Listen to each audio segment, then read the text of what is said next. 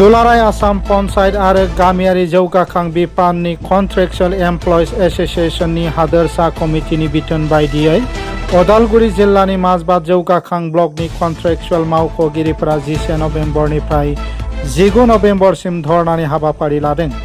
जिल्लानि गुबुन गुबुन जौगाखां ब्लकजों लोगोसे माजबाद जौगाखां ब्लकनि कन्ट्रेक्चुअल मावथिफोराबो जौगाखां ब्लकनि मावख'आव सोमावसारनाय हाबाफारि लायो।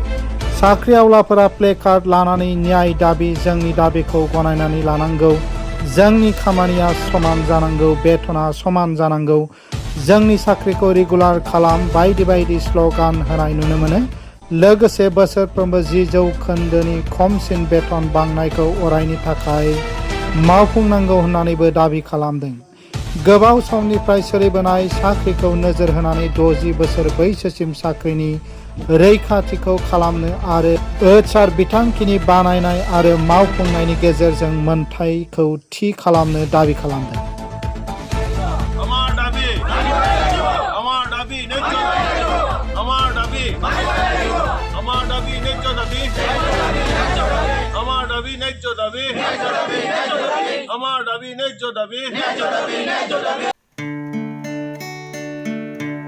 उदालगुरि हालामनि रायजो राजाफोरनि थाखाय गोजोनथाव खौरां। उदालगुरि नोगोरनि गलमा सकआव गोदानै केगवायारि अट'मबाइल्स बेखेवदों।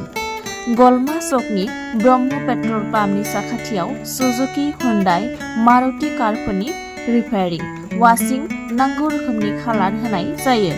लोगोसे बेवहाय अरिजिनेल पार्ट्सफोरखौबो मोननो हागोन।